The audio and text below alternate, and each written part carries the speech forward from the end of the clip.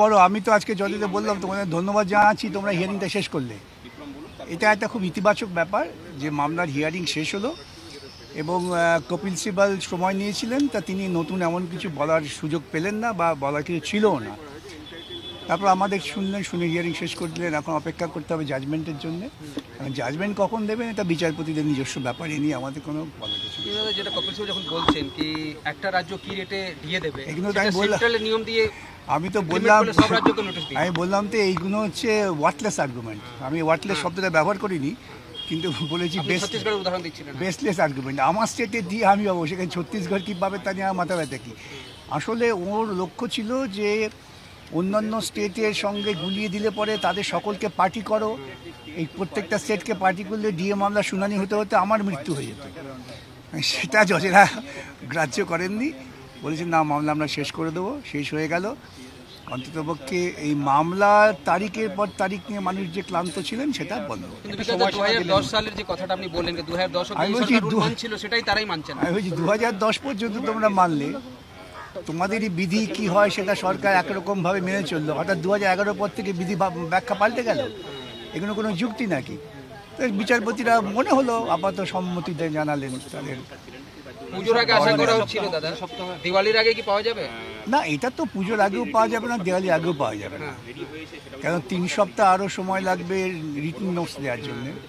তারপর বিচারপতিরা বসবেন, কোর্ট ছুটি হয়ে যাবে। এটা দেখা যাক কবে হয়। এবছরে পেলেই খুশি হব আমি। দাদা, আজকে আরো একটা বড় খবর হয়েছে সর্বোচ্চ আদালতের এসআইআর নিয়ে। 12তম ডকুমেন্টস হিসেবে আধার কার্ডকে অ্যাকসেপ্ট করতে বলেছে সর্বোচ্চ আদালত। বিচারপতি সূর্যকান্ত বেঞ্চ সিআইকে নির্দেশ দিয়ে দিয়েছে যে 12 ডকুমেন্ট হিসেবে আধারকে আপনারা ইনক্লুড করুন। এটা তো সুপ্রিম কোর্টকে বলতে হলো, এটাই তো বিস্ময়কর। ভারতবর্ষের সরকার কোটি কোটি টাকা খরচা করে আধার কার্ড দিচ্ছে সবাইকে, মরতে গেলেও আধার কার্ড লাগছে আজকাল।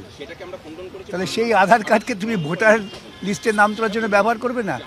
উদ্দেশ্যটা কি? উদ্দেশ্যটা হচ্ছে অধিকাংশ গরিব মানুষকে ভোটার লিস্ট থেকে বাদ দিয়ে দাও। বিজেপি সমস্ত সাংবিধানিক সংস্থাগুলোকে ব্যবহার করছে অত্যন্ত ক্ষুদ্র স্বার্থের জন্য। তার লক্ষ্যার্জনক পরিণতি হচ্ছে এসআইআর।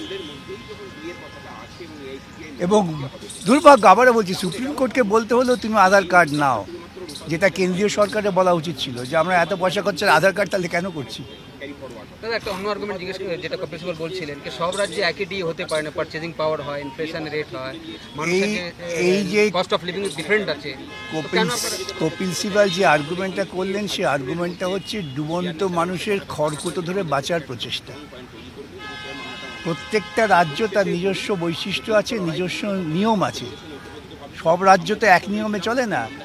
এখন কপিল সিবাল তার রাজ্য সরকারকে বাঁচাবার জন্য ভাবছিলেন যে এটার সঙ্গে ছত্তিশগড়, হিমাচল জুড়ে দেওয়া যায়, তাহলে মামলাটা ঝুলে যাবে। এটাই ছিল পরিকল্পনা, সেই পরিকল্পনাটা ব্যর্থ হয়েছে। আরেকটা কোয়েশ্চেন আছে, এটা অন্য বিষয়। বালি পাচার মামলায় ইডি হঠাৎ করে খুব তৎপর হয়ে উঠেছে। এর আগে দেখা গেছে যে অন্যান্য মামলাতে যখন কোর্ট নির্দেশ দিয়েছে তখন তৎপর হয়েছে। এবার রাজ্যের অভিযোগের পরিপ্রেক্ষিতে, রাজ্যের পুলিশের অভিযোগের পরিপ্রেক্ষিতে ইডি তৎপর হয়ে গেল। এর মধ্যে কি অন্য কোনো ব্যাপার আছে? মানে পুজোর আগে? না, অন্য কোনো ব্যাপার না। এখন এত মামলা হচ্ছে কলকাতা হাইকোর্টে এই বালি তোলা নিয়ে, সেই মামলার ফলে এখন প্রশাসন তো ব্যস্ত হয়ে পড়ছে।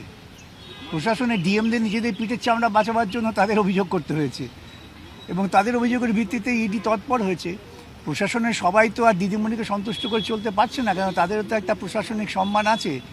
সেই জন্য কয়েকজন এরকম আছেন যারা বাধ্য হয়ে অভিযোগ করেছিল এবং তার ভিত্তিতে তদন্ত হচ্ছে।